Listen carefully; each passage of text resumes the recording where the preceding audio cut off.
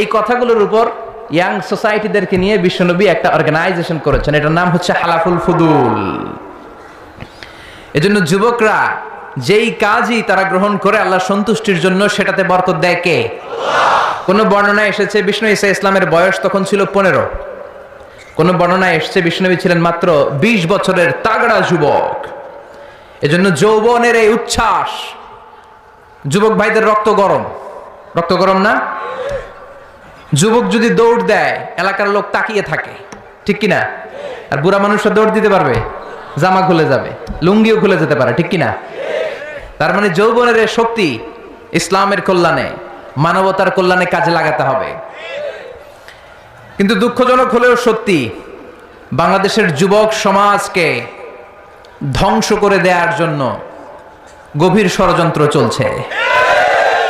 আমার যুবক ভাইদের এই এনথাসিজম, এই শক্তি, এই সম্ভাবনা, এগুলোকে নষ্ট করে দেওয়ার জন্য যেগুলো সবচাইতে বেশি দায়ী, তোর মধ্যে অন্যতম হচ্ছে মাদক, ইয়াবা।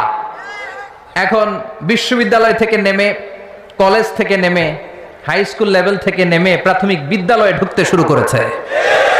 মাদক যেমনি তাদেরকে শেষ করছে, পর্নোগ্রাফি তাদেরকে শেষ করছে। এখন সবার হাতে স্মার্টফোন আছে না নাই?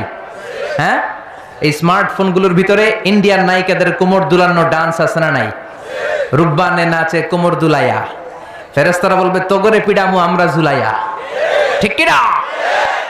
এই মাদক, এই পর্নোগ্রাফি শেষ করে দিচ্ছে যুবকদেরকে। এজন্য প্রিয় ভাইয়েরা, এই সাথী ভাই একতা সংগঠনের সাথে যারা জড়িত আছেন, নজরকে হেফাজত করতে হবে।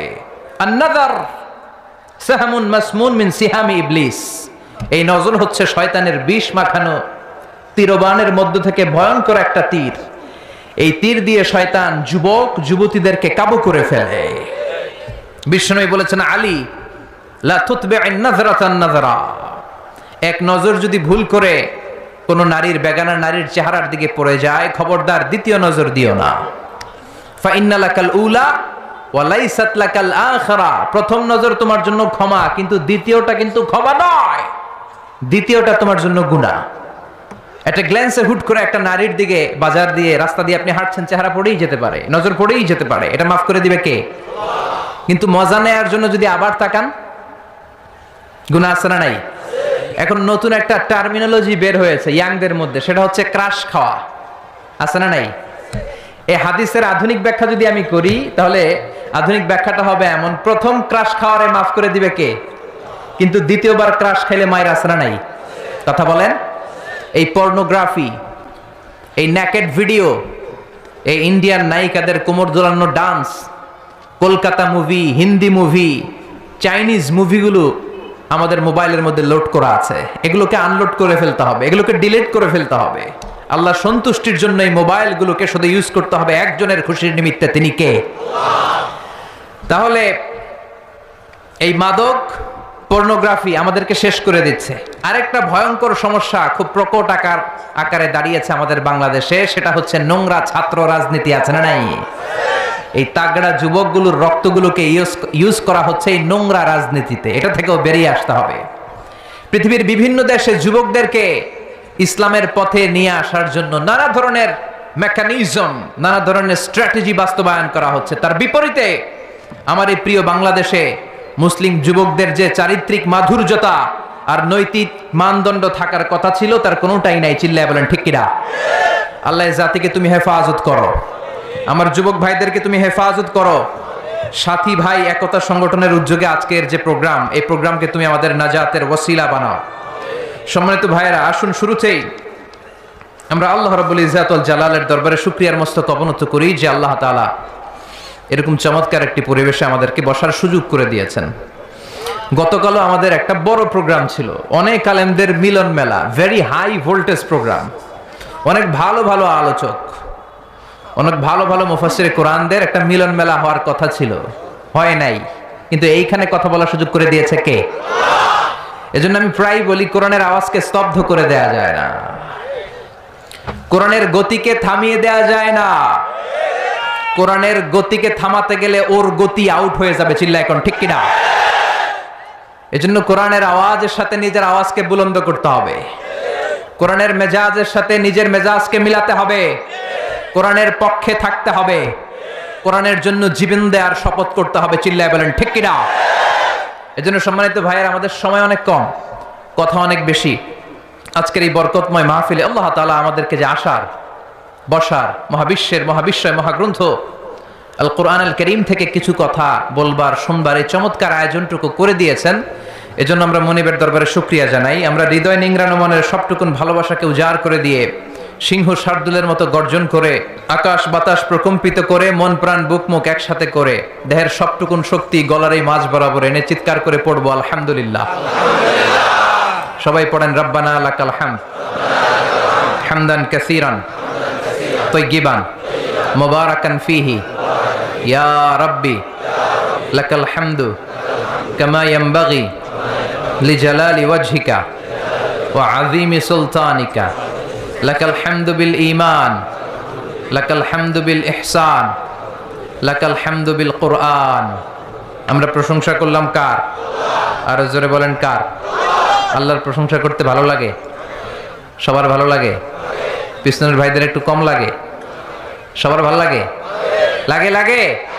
তাহলে আল্লাহর একটা ডাক দেন, পড়েন আল্লাহু আকবার। আজকে যে বইটা থেকে আমরা কয়েক মিনিট কথা শুনবো, বইটার নাম কি? কোনো ভুল আছে? সন্দেহ আছে? সংশয় আছে? এই কোরআনের বিপক্ষে কথা বললে ওর সাথে সম্পর্ক আছে? ওর কোনো কথা আমরা মানতে চাই না। চিল্লায় বলেন ঠিক কিনা? আগে কোরআন মানবি, তখন তোর জন্য আমার অন্তর থেকে দোয়া আসবে। চিল্লায় বলেন ঠিক কিনা? আর কোরআনের বিরুদ্ধে কথা বললে তোর জন্য এক ফোঁটা দয়া, মায়া, ভালোবাসা আমার অন্তরে দাও। এজন্য আমরা এই মহাবিশ্বয় মহাগ্রন্থ আল কোরআন থেকে আলো নেয়ার চেষ্টা করব। The Quran came to this world in order to enlighten our heart. আমাদের হৃদয়টাকে আলোকিত করতে এসেছে। It's a problem solving methodology. It's not a problem creating methodology. Quran প্রবলেমকে সলভ করে দেয়। সুবহানাল্লাহ কইবেন না? এই কোরআন কোনো প্রবলেম বাধায় না, কোনো জট সৃষ্টি করে না, কোনো জট পাকায় না। কোরআন জট খুলে দেয়। এজন্য সব সমস্যার সমাধান কোরআনের ভেতরে আছে না নাই? সব সমস্যার সমাধান দিতে পারে। সমাধান চাও যদি জীবনে, মরণে ফিরে যাও, খুঁজে নাও, চোখ রাখো কোরআনে। ঠিক কি না? চোখ রাখবেন কোথায়? নাকি এটিএন বাংলার পর্দায়, চ্যানেল 24 এর পর্দায়, জি বাংলার পর্দায়, স্টার জলসা? চোখ রাখতে হবে কোথায়? সবাই পড়েন, সমাধান চাও যদি জীবনে, মরণে ফিরে যাও, খুঁজে নাও, চোখ রাখো কোরআনে। If you want the solution this দুনিয়া এন্ড আখিরা, go back, have a look to the holy কোরআনে। আল্লাহু আকবার। তার মানে এই জীবন চলার পথে যত সমস্যা হবে, সব সমস্যার সমাধান কোরআনে দিয়েছে কে? কারণ এটা এমন বই যে বইয়ে কোনো ভুল সংশয়ের অবকাশ নেই। This is the book whereof there is no doubt in it and a guidance to those who are muttaqin. সুবহানাল্লাহ পড়েন। এটা এমন বই, এখানে ভুল, সন্দেহ, সংশয়ের কোনো অবকাশ নাই। মুত্তাকিনদের জন্য আলোর মশাল করে কিতাবটারে পাঠিয়েছে কে? আবার রব্বুল আলামিন বলেন, কিতাবুন আনজালনাহু ইলাইকা লিতুখরিজান NASA Minaj যুলুমাতি ইলান Noor. Muhammad, I've revealed this holy and sacred book unto you in order to lead the mankind out of darkness into the light. ও নবী, কেন এই কোরআনকে আমি পাঠালাম জানো না কি? শোনো শোনো, অন্ধকারাচ্ছন্ন মানুষগুলোকে আলোর পথ দেখানোর জন্য, জাহান্নামী গুলারে জান্নাতি বানানোর জন্য, বেয়াদব গুলারে আদব শেখানোর জন্য কোরআন নাজিল করেছে কে? তাহলে কোরআন যারা জানবে, কোরআন যারা শিখবে, কোরআনের কথা যারা বলবে, কোরআনের যারা listener, you are the audience and listener of the holy book Quran. ঠিক কিনা?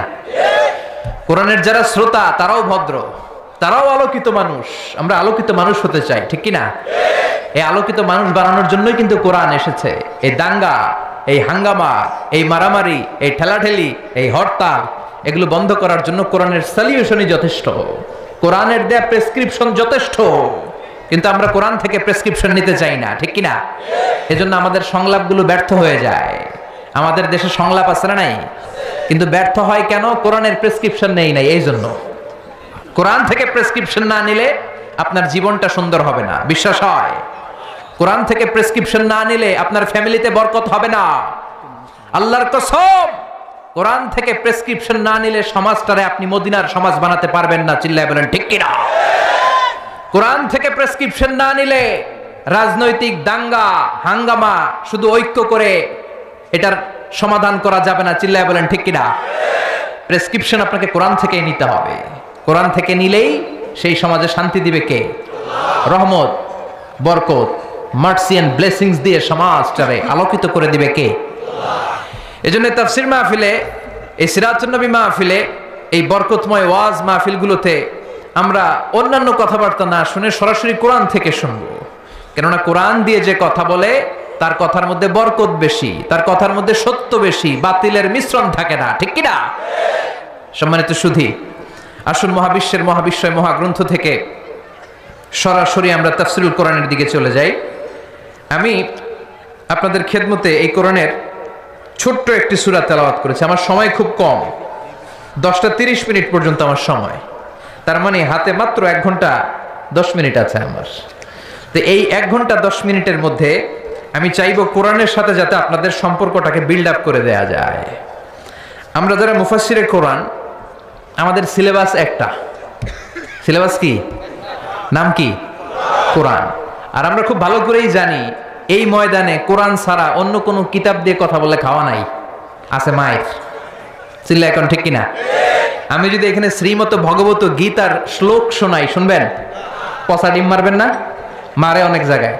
আপনাদের এখানে একটা বড় মাহফিল হয়, কে যেন উঠছিল পচা ডিমও মারছে, জুতাও মারছে, আছে না নাই? আছে না নাই? তো এই জন্য এই ময়দানে একটা সিলেবাস থেকে কথা বলতে হয়। সিলেবাসটার নাম হচ্ছে কোরআন। এর বাইরে কোনো কথা আমরা বলতে পারি না। যারাই কথা বলবে তাদেরকেই কোরআন থেকেই বলতে হবে, কারণ কোরআনের সাথে অ্যাটাচমেন্ট করে দেয়াই হচ্ছে আমাদের কাজ। এজ এ দাঈ ইলাল্লাহ, it's our prime responsibility to make an attachment with the holy Quran. কোরআনের সাথে সম্পর্ককে কিভাবে বিল্ড আপ করা যায়, কেমন করে কোরআনের রাস্তাটা সহজ করে আপনাদেরকে চিনিয়ে দেয়া যায়, এটাই হচ্ছে আমাদের দায়িত্ব, ঠিক কিনা? আসুন আমরা সরাসরি মহাবিশ্বের মহাবিশ্বয় মহাগ্রন্থল কোরআন থেকে কথা শুনি। আমি আপনাদের খেদমতে ছোট্ট একটা সূরা, মাত্র 4 আয়াতের। আয়াত কয়টা? এই পুরা সূরাটার মধ্যে শব্দ আছে 15টা। কয়টা? এই সূরাটার মধ্যে অক্ষর আছে 47টা। কয়টা? তো 47টি অক্ষর বিশিষ্ট, 15টি শব্দ বিশিষ্ট, শুধুমাত্র কেবলমাত্র 4টি আয়াত বিশিষ্ট ছোট্ট একটি সূরা। আপনাদের খেদমতে এই চমৎকার রজনীতে আমি এই সূরার আলোকে কিছু কথা বলার চেষ্টা করব ইনশাআল্লাহ। আমাদের আলোচনাগুলো হওয়া উচিত শুধুমাত্র কেবলমাত্র একজনকে খুশি করার জন্য, তিনি কে? তাহলে এই মাহফিলগুলো সার্থক। উদ্দেশ্য থাকতে হবে যে আমি এসেছি সরাসরি কোরআন থেকে শুনবো, আমির হামজা ভাই কোরআন থেকে বলবে, আজহারি ভাই কোরআন থেকে বলবে, কোরআন থেকে শুনে জীবনটাকে আলোকিত করব। আজহারি ভাইরে দেখতে আসছি এই নিয়তে না, হামজা ভাইরে দেখতে আসছি এই নিয়তে না, সস্তা কিছু স্লোগান দিয়ে মাঠ গরম করে ফেলবো এই নিয়তে না, জীবনটাকে পরিবর্তনের জন্য, ঠিক কিনা? আমরা ছোট একটি সূরা তেলাওয়াত করেছি। সূরাটির নাম সূরাতুল ইখলাস। সবাই বলেন সূরাটির নাম, আরো জোরে বলেন, চিল্লায় বলেন, সূরার নাম কি? সূরাতুল ইখলাস। এটার বড় অভাব সমাজে, এটার বড় আলেম, সাধারণ মানুষ, নেতৃবৃন্দ, নারী পুরুষ নির্বিশেষে সবচেয়ে যে জিনিসটির অভাব আমাদের সমাজে সেটি কি? আল্লাহুম্মা রযুকনা ইখলাস ইয়া রাব, আল্লাহুম্মা রযুকনা ইখলাস ইয়া রাব। হে আল্লাহ, তুমি ইখলাসকে আমাদের রিজিক হিসেবে কবুল করে নাও। এই সূরাটি মাক্কি সূরা। আপনারা জানেন যে আমার আলোচনার স্টাইল হচ্ছে আমি ক্লাসের মতো করে কথা বলি। I consider all the sitting personality in front of me as a student of me. আমার সামনে যারাই বসা থাকে, মুরব্বী, আমার বয়সের, ছোট, সবাইকে আমি ছাত্র মনে করি। আর আমি যখন কথা বলি আমি নিজেকে শিক্ষক মনে করি, কেননা এটা নবীদের কাজ। বুইসতু মুআল্লিমান, বিশ্বনবীরে শিক্ষক বানিয়ে পৃথিবীর বুকে পাঠিয়েছে কে? আবার আমার আগে যিনি কথা বলছিলেন উনি ছিলেন আমাদের শিক্ষক, আমার শিক্ষক। আবার আমার পরে হামজা ভাই যখন কথা বলবেন উনি হয়ে যাবেন আমাদের শিক্ষক। আমরা সবাই কোরআনের ছাত্র। কোরআনের ছাত্র হয়ে বাঁচলেও লাভ, মরলেও লাভ, ঠিক কিনা? সম্মানিত ভাইরা, সূরাতুল ইখলাস ছোট্ট একটি সূরা, মাক্কি সূরা। হিজরতের আগে যে সূরাগুলো নাজিল হয়েছে এগুলো মাক্কি, হিজরতের পরে যে সূরাগুলো নাজিল হয়েছে এগুলো মাদানী। জানেন না সবাই? এই সূরাটা মুখস্থ নাই কার কার? হাত তোলেন। একজন, ওনার একটা নোবেল প্রাইজ দিয়ে দেন। উনি ইখলাস মুখস্থ করতে পারে নাই, আসলে পারছে, আনন্দের ঠেলায় হাত তুলছে। সুবহানাল্লাহ বলেন। রুফিআ আন উম্মতি আল খাতাউ ওয়ান নিসিয়ান, ভুল করে কিছু করলে আল্লাহ মাফ করে দেয়। না বুঝে ভুল করে হাত তুলছে, কি আল্লাহ আমরা পাইছি, ভুল করলে উনি মাফ করে। আল্লাহু আকবার। আমরা সবাই ভুলকারী, ভুল নাই এমন কোন মানুষ নাই। বিশ্বনবী বললেন কুল্লুকুম খাত্তাউন ওয়া খায়রুল খাত্তাইনা তাওয়াবুন, তোমরা সবাই পাপী, তোমরা সবাই ভুল করো, আর এই ভুলকারী আর পাপীদের মধ্যে শ্রেষ্ঠ পাপী ওই পাপী যেই পাপী পাপ করার পরে তওবা করে কার কাছে?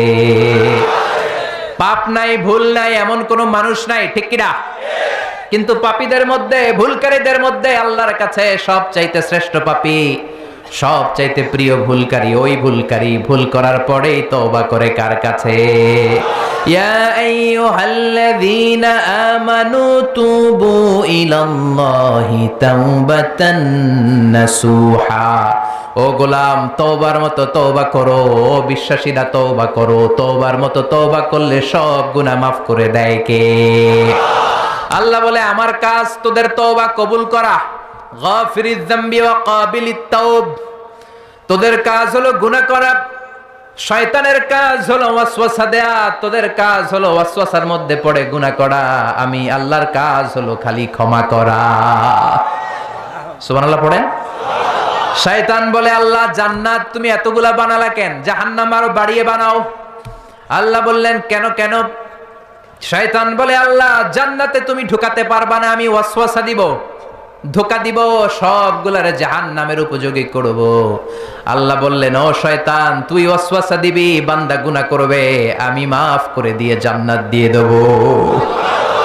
শয়তান বলে আল্লাহ হিসাব এত সহজ না, আমি ডান দিক থেকে ধোঁকা দেব, বাম দিক থেকে দেব, সামনে থেকে, পেছন থেকে, নিচ থেকে, একেবারে রক্তের শিরা উপশিরার ভেতরে ঢুকে ঢুকে, মাজরাদ্দাম রক্তের শিরা উপশিরার ভেতরে, রগের ভেতরে ঢুকে ঢুকে ধোঁকা দেব, একটারেও জান্নাতে ঢুকাতে পারবেন না।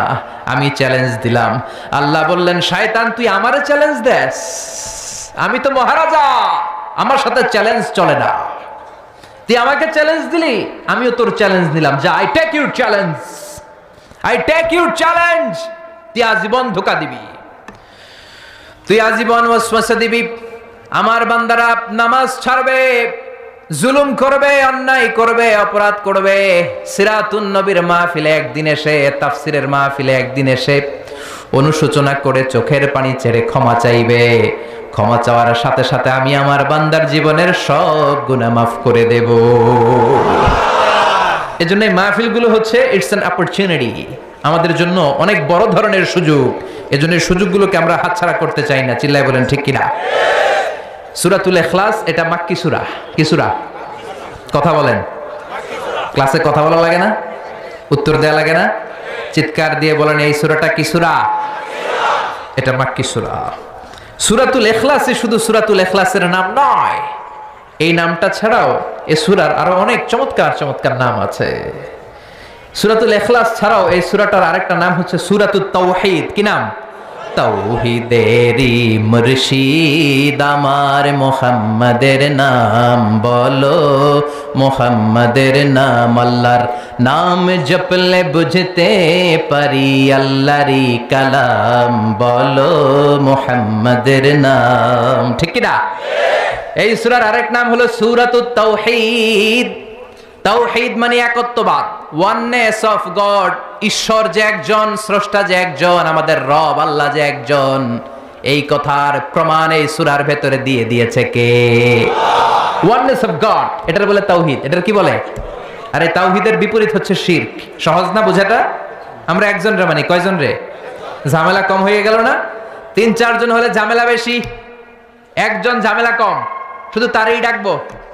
তার কাছেই চাইবো, তার গুণগান গাইবো, এটার নামই তাওহীদ। আর এই তাওহীদের বিপরীত হলো শিরক। শিরক হলো সবচেয়ে বড় পাপ। শিরক কি?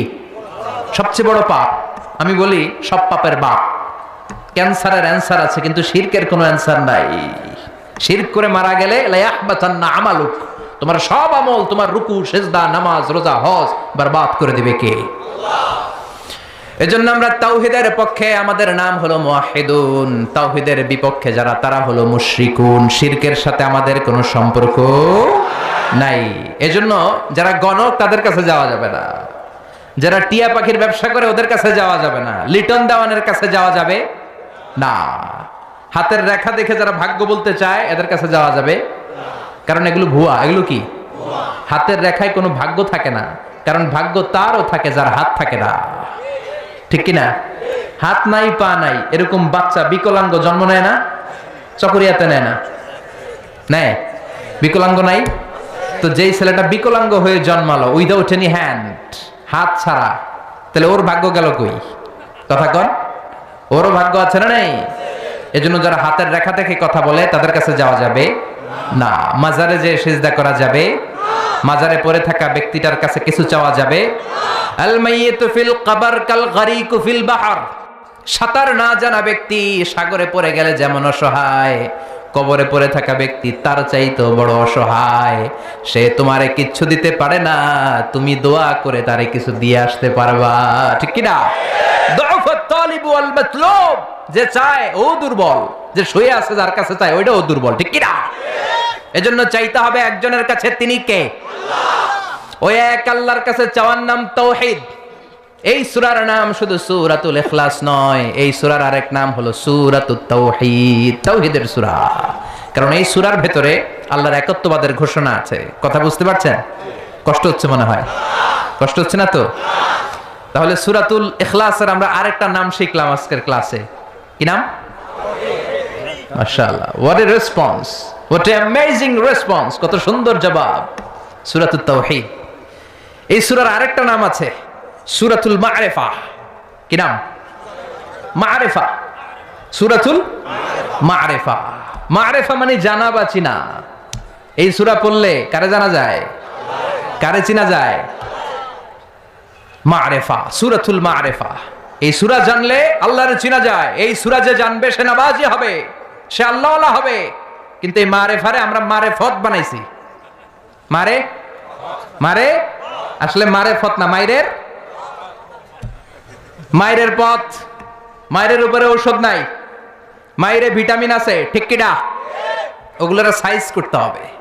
সাইজ না করলে এই ভণ্ডামি ওরা ছাড়বে না। নামাজ নাই, রোজা নাই, জিকির নাই, স্ত্রী নাই, সন্তান নাই, কিচ্ছু নাই, মাথার মধ্যে চুলের জটলা পাকায়, আর বলে এটা মারেফত।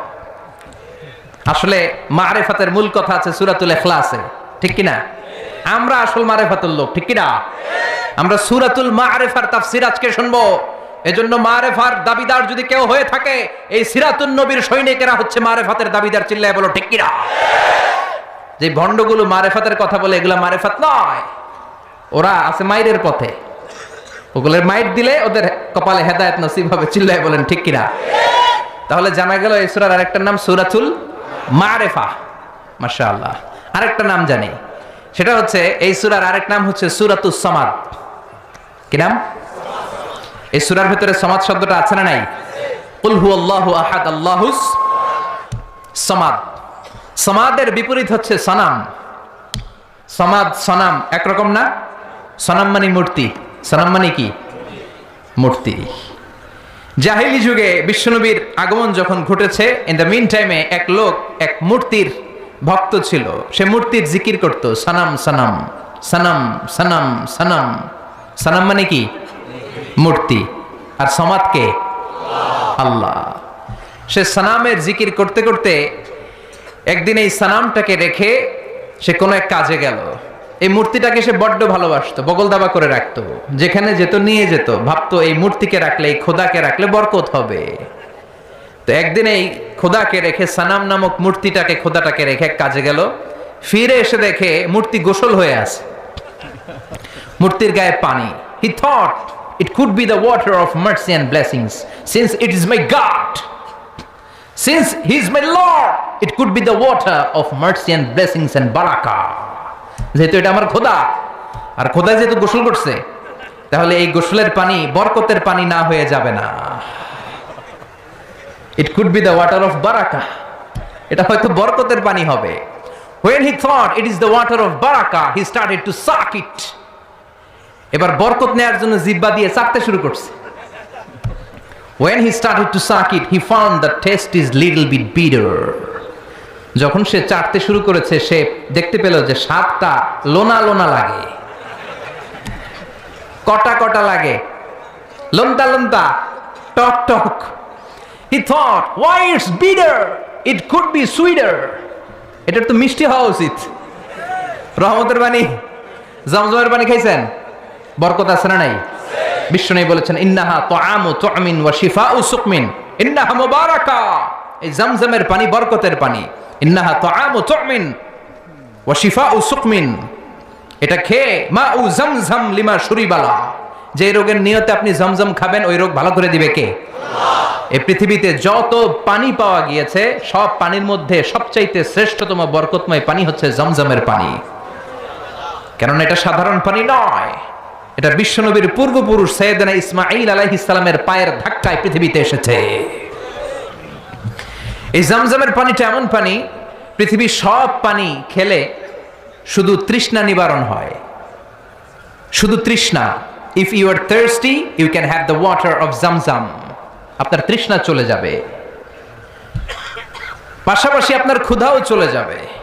পৃথিবীতে যত পানি আছে সব পানি শুধু তৃষ্ণা নিবারণ করে, কিন্তু জমজমের পানি তৃষ্ণা যেমনি নিবারণ করে, পাশাপাশি ক্ষুধাও নিবারণ করে। কোন সুবহানাল্লাহ। এজন্য একটা দুইটা খেজুর আর জমজমের পানি আপনি খেলে সারা দিন সার্ভাইভ করতে পারবেন। চিল্লায় পড়েন আল্লাহু আকবার। আবার এই জমজমের পানি দিয়ে বিশ্বনবীর সিনা চাক করা হয়েছে। মেরাজের রাতে যখন বিশ্বনবী যাবেন, উম্মে হানির ঘর থেকে বিশ্বনবীকে উঠিয়ে হাতিমে কাবায় রাখা হলো।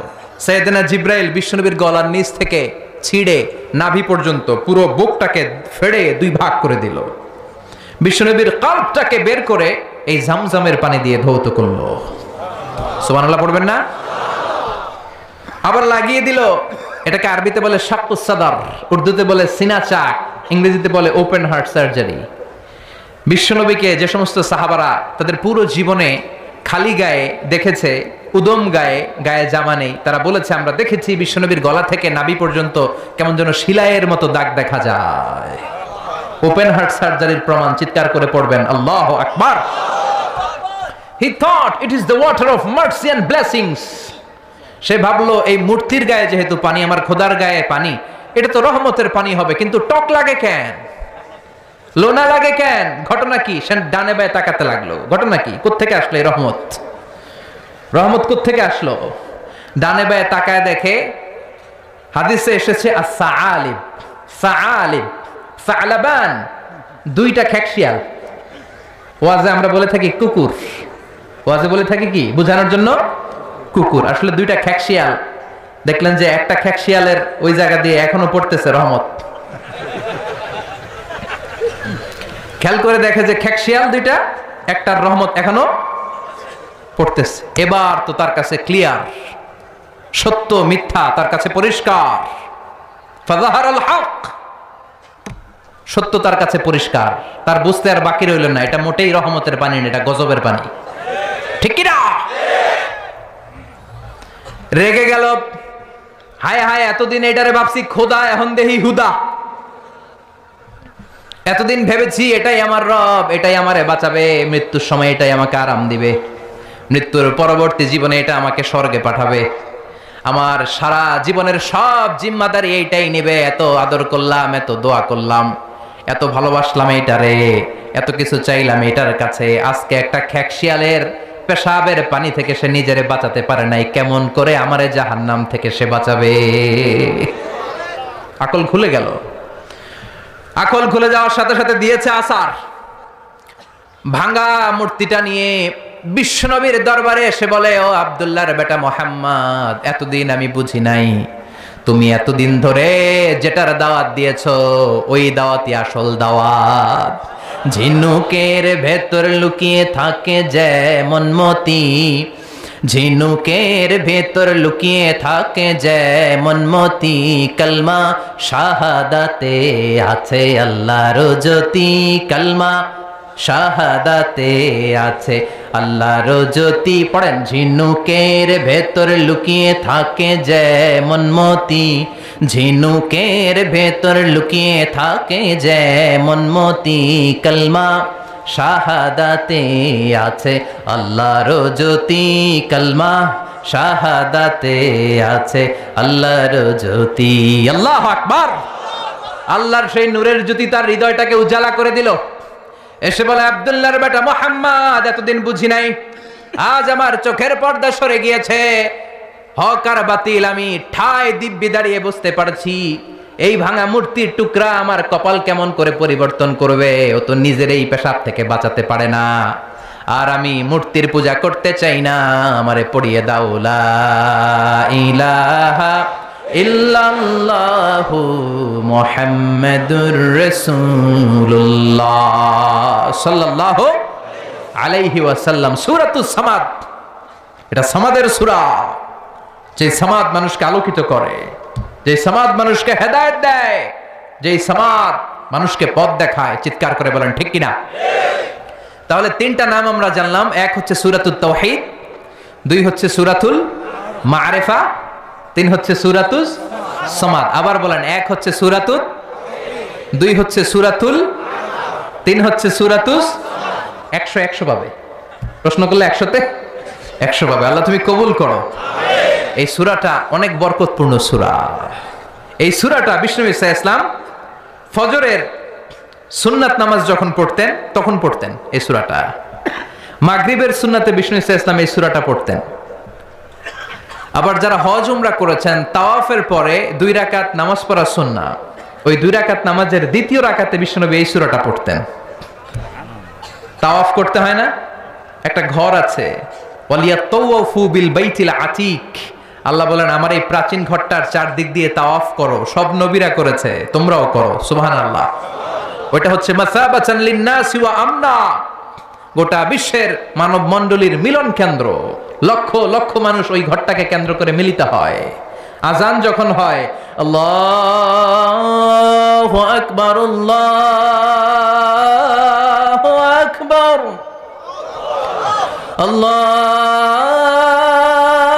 আল্লাহু আকবার,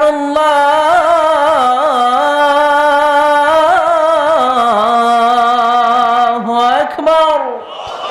মসজিদুল হারামে যখন আজান হয়, দেখবেন চারদিক থেকে শারে আল হিজরা দিয়ে, আজিয়াদ রোড দিয়ে, জারওয়াল দিয়ে, গাজ্জা দিয়ে, মসজিদুল হারামের চারদিকের হোটেলের গলি অলি, গলি পথ রাস্তা সব ব্লক হয়ে মানুষগুলো মৌমাছির মতো আল্লাহর এই ঘরকে কেন্দ্র করে ছুটতে থাকে। প্রতিদিন ওই ঘরে 120টা রহমত নাজিল হয়। কয়টা? আরো জোরে সবাই বলেন, কয়টা? 60 আলিত তাইফিন, 60টা রহমত যারা তাওয়াফ করে তাদের জন্য। আর বাঈন লিল মুসাল্লিন, 40টা রহমত যারা কাবা ঘরে নামাজ পড়ে তাদের জন্য। 40 আর 60 100, আর বাকি রইল কয়টা? ওয়ালা 20 লিন্নাযিরিনা ইলাল কাবা, বাকি 20টা যারা নামাজও পড়ে না, তাওয়াফও করে না, শুধু কাবার দিকে তাকিয়ে থাকে তাদের জন্য। তার মানে কাবার দিকে নজর করলে সওয়াব আছে না নাই? 3 জিনিসের দিকে নজর করা মাত্রই সওয়াব। আন-নাযার ইলা সালাসাতি আশিয়া ইবাদা, আন-নাযার ইলাল মুসহাফ, কোরআন পড়তে পারেন না, বয়স হয়ে গেছে, এখন বুঝতে পারছেন, কি করবেন? পড়তে পারেন না, খুলে শুধু চোখের পানি ছাড়েন আর পৃষ্ঠাগুলো উল্টান, সওয়াব আছে না নাই?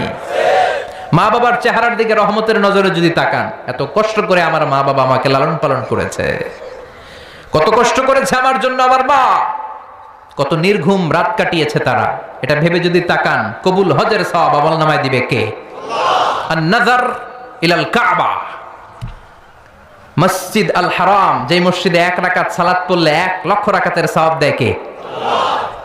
যেই কাবা ঘরে সাইয়েদনা ইব্রাহিমের হাত লেগেছে, পা লেগেছে, সাইয়েদনা ইসমাইলের পা লেগেছে, বিশ্বনবীর হাত লেগেছে, সাহাবাদের হাত লেগেছে। আল্লাহু আকবার। ওই কাবা ঘরের দিকে যদি নজর করেন, সেটাতেও সওয়াব, নজর করা মাত্রই সওয়াব। এই কাবাকে কেন্দ্র করে তাওয়াফ করতে হয়। 60টা টার্নিং করলে, টার্ন অ্যাবাউট করলে একটা তাওয়াফ কমপ্লিট হয়। এই তাওয়াফ করার পরে 2 রাকাত নামাজ পড়া সুন্নাহ, বিশ্বনবী পড়তেন। আপনারা যারা উমরা করতে যাবেন পড়বেন, তাওয়াফের পরে 2 রাকাত পড়তে হয়। এই 2 রাকাত সালাতের দ্বিতীয় রাকাতে বিশ্বনবী এই সূরাতুল ইখলাস পড়তেন। সুবহানাল্লাহ পড়ুন। আবার বিতিরের সালাতের শেষের রাকাতে পড়তেন আল্লাহু আকবার। তাহলে আমরা পেলাম ফজরের 2 রাকাত সুন্নতে বিশ্বনবী সূরাতুল ইখলাস পড়তেন, মাগরিবের 2 রাকাত সুন্নতে বিশ্বনবী সূরাতুল ইখলাস পড়তেন। তাওয়াফের পরে যে 2 রাকাত নামাজ পড়তে হয় তার দ্বিতীয় রাকাতে সূরাতুল ইখলাস পড়তেন। আর বিতিরের সালাত, বিতিরের নামাজ নিয়ে ঠেলাঠেলি, আমি যশোরে এক জায়গায় প্রশ্নের উত্তর দিয়েছিলাম, দেখেছি এটা মিডিয়াতে খুব এসেছে। অনেকগুলো পদ্ধতি আছে, 2 রাকাত করে পরে শেষে 1 রাকাত পড়বেন। কানাত রাসূলুল্লাহ ক্বাবলার রুকু বা'দার রুকু, রুকুর আগেও কুনুত করতেন, পরেও করতেন। আবার 3 রাকাত এক বৈঠকে পড়বেন, শুধু শেষবার বসবেন, 2 রাকাতের পরে বসবেন না, এভাবেও বিশ্বনবী পড়তেন। আর আমরা হানাফিরা যেটা পড়ি এটার আম দলিল আছে, খাস দলিল নাই। বিশ্বনবী 3 রাকাত বেতেরের সালাত পড়েছেন, তবে মাগরিবের মতো পড়তে নিষেধ করেছেন। আমরা মাগরিবের মতো পড়ি না, আমরা আবার 3 রাকাত পরে আল্লাহু আকবার বলে হাত বাঁধি, ঠিক কিনা? মাগরিবের নামাজে হাত বাঁধা আছে? আমরা আল্লাহুম্মা ইন্না নাস্তাঈনুক ওয়া নাস্তাগফিরুক এই দোয়া পড়ি, মাগরিবে এই দোয়া আছে? হানাফিরা এই হাদিসের আলোকে আম দলিল নিয়েছেন যে 3 রাকাত আমরা যেভাবে পড়ি মাগরিব থেকে একটু টুইস্ট করে আলাদা, এভাবেও পড়া যাবে।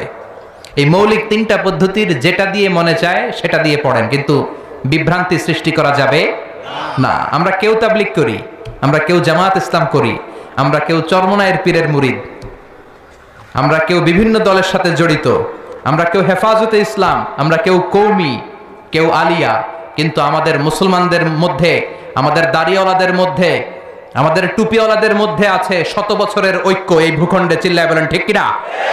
এজন্য দাওয়াতের নামে, সহিহ হাদিসের নামে, ইসলামের নামে এই দেশের ঐক্য আপনারা নষ্ট করবেন না। এই ঐক্য নষ্ট করার কোনো অধিকার আপনাদের নাই। চিৎকার করে বলেন ঠিক কিনা? ইসলাম মানতে হলে সহিহ সুন্নাহর আলোকেই মানতে হবে, সহিহ কথার আলোকেই মানতে হবে। But your approach should be very flexible. আপনার অ্যাপ্রোচটা এমন অ্যাপ্রোচ হতে হবে যাতে করে মানুষ আপনার কথা বুঝে, মানুষ এটা সহজে রিসিভ করতে পারে। যিনি মুফতি, he can provide the legal opinion of Islam, সে ইসলামের ফতুয়া দিয়ে বেড়াবে। তার ফতুয়ায় একটা কমন জিনিস যেটা থাকতে হবে, আজকে মনে রাখবেন, সেটা হচ্ছে আত-তাইসির। আমার সাথে সাথে বলেন, সেটা কি? আত-তাইসির মানে সিম্পলিসিটি। সিম্পলিসিটি মানে সহজীকরণ। ইসলামের যত আহকাম, যত নিয়ম কানুন, যত কোডিং সিস্টেম, যত রুলিং সিস্টেম, যত লিগাল অপিনিয়ন, সবগুলো আমাদের মানতে বুঝতে সহজ হবে, আমাদের জন্য কঠিন হবে না। তাই কঠিন ইসলাম এই ভূখণ্ডে প্রচার করার আপনাদের দরকার নাই। আমরা খুব ভালো করে ইসলামকে মানতে জানি এবং সেটা সহিহ সুন্নাহর আলোকে। চিৎকার করে বলেন ঠিক কিনা? 100 বছরের ঐক্য আমরা নষ্ট হতে দেব না। দাড়িওয়ালাদের মধ্যে, টুপিওয়ালাদের মধ্যে এদেশে ঐক্য আছে না নাই? আছে না নাই? এই ঐক্যকে সংরক্ষণ করার দরকার আছে না নাই? আল্লাহ তুমি আমাদেরকে সহিহ সমঝ দান করো, আমরা পড়ি আমিন। আরো জোরে পড়েন আমিন। তাহলে বিষ্ণু ঈসা ইসলাম বিতিরের সালাতের শেষ রাকাতে পড়তেন, মনে আছে না ভুলে গেছেন? আপনাদের মনোযোগ আছে? একটু ঝিমায় পড়ছেন মনে হয়। ঝিমায় পড়ছেন? তাকবীর দেয়া যাবে? জোরে না আসতে? কত জোরে? যত জোরে দেন। লিল্লাহি তাকবীর, লিল্লাহি তাকবীর, লিল্লাহি তাকবীর। বিশ্বনবী এই সূরাটাকে বলেছেন সুলুসুল কোরআন, 1/3 অফ দ্য বুক। কি বলেছেন? সুলুসুল কোরআন, 1/3 অফ দ্য বুক। এই সূরা একবার পড়লে 10 পারার সওয়াব আমলনামায় দিবে কে? 2 বার পড়লে 20 পারার সওয়াব দিবে কে? 3 বার তেলাওয়াত করলে পুরো কোরআন খতমের সওয়াব দিবে কে? অনেক ব্যাখ্যাকারীরা বলেছেন না, সুলুসুল কোরআন দ্বারা এটা বোঝানো হয়নি যে একবার পড়লে 10 পারা। সুলুসুল কোরআন দিয়ে যেটা বোঝানো হয়েছে সেটা হচ্ছে পুরো কোরআনের 30 পারার কথাগুলোকে যদি সংক্ষিপ্ত করা হয় তাহলে 3টা কথা দাঁড়ায়। পুরো কোরআনটাকে যদি আমাকে বলেন মিজানুর রহমান আজহারি ভাই, আপনি কনসাইজ করে, প্রেসাইজ করে 3 শব্দে বলেন যে কোরআন আসলে আমাদেরকে কি মেসেজ দিতে চায়, তখন 3টা কথা বলতে হবে। 1 নাম্বার হচ্ছে তাওহীদ, 2 নাম্বার হচ্ছে রিসালাত, 3 নাম্বার হচ্ছে আখিরাত। আমার সাথে সাথে বলেন, 1 নাম্বার হচ্ছে তাওহীদ, 2 নাম্বার, 3 নাম্বার আবার 1 নাম্বার, 2 নাম্বার, 3 নাম্বার। পুরো কোরআনে এই তিনটা কথাই কইছে আল্লাহ। সুবহানাল্লাহ পড়েন। তাওহীদের কথা আল্লাহ বলেছে, রিসালাতের কথা বলেছে, পরজগতের কথা, আখিরাতের কথা বলেছে। তো যেহেতু এই সূরাটা তাওহীদের ব্যাপারে আলোচনা করেছে, তার মানে কোরআনের 3 ভাগের 1 ভাগ এই সূরার ভিতরে আছে না নাই? কথা কি বুঝতে পেরেছেন? বুঝতে পারলে তাকবীর হবে, আল্লাহু আকবার। সুলুসুল কোরআন, 1/3 অফ দ্য বুক। পুরো কোরআনকে কনসাইজ করলে 3 ভাগ করলে 1 ভাগ হচ্ছে তাওহীদ। এই তাওহীদের কথা এই সূরার ভিতরে ঢুকিয়ে দিয়েছে কে? আল্লাহ। আবার বিশ্বনবী কোবা পল্লীতে হিজরত করতে যে কোবা পল্লীতে মসজিদ বানালেন, কোবা পল্লী থেকে মদিনাতে যে মসজিদে নববী বানালেন, কিন্তু কোবা পল্লীর মসজিদের একজন ইমাম নির্ধারণ করে দেয়া দরকার। বিশ্বনবী ওই মসজিদের জন্য একজন ইমাম বানিয়ে দিলেন। বিশ্বনবীর নিয়োগ দেয়া ইমাম কোবা পল্লীতে ইমামতি করে। 3টা নামাজ জাহরি কেরাতে পড়তে হয়, মাগরিবের নামাজ, এশার নামাজ, ফজরের নামাজ। বাকি 2 নামাজে সিররি কেরাত, আওয়াজ নাই, ঠিক কিনা? জোহরের আর আসরের সালাতের মধ্যে ইমাম কি আওয়াজ করে কেরাত পড়ে নাকি? শুধু পড়ে মাগরিবে, এশার সালাতে আর ফজরে, ঠিক কিনা? তো ইমাম সাহেব নিয়োগ পাওয়ার পরে মাগরিবের সালাতে, এশার সালাতে, ফজরের সালাতে প্রতি রাকাতেই সূরাতুল ফাতিহার পরে যেই সূরাটা দিয়ে তিনি নামাজ শুরু করতেন, ওই সূরাটার নাম হলো সূরাতুল ইখলাস। প্রতি রাকাতে, কি আজীব কথা! প্রতি রাকাতে আগে সূরা ফাতিহার পরে আগে সূরাতুল ইখলাস, তারপরে অন্য সূরা। দ্বিতীয় রাকাতে দাঁড়িয়ে ফাতিহার পরে সূরাতুল ইখলাস, তারপরে অন্য সূরা। প্রত্যেক রাকাতে। ও মিয়া, আপনারা ইমাম রাখছেন এই মসজিদে চকরিয়াতে, বদরখালী এলাকার ইমাম সাহেব প্রত্যেক নামাজে সূরা ফাতিহার পরে খালি ইখলাস পড়ে, কুল হুয়াল্লাহ পড়ে। কি করবেন? ইমাম রাখবেন? হ্যাঁ, আজকে ইমামের একদিন কি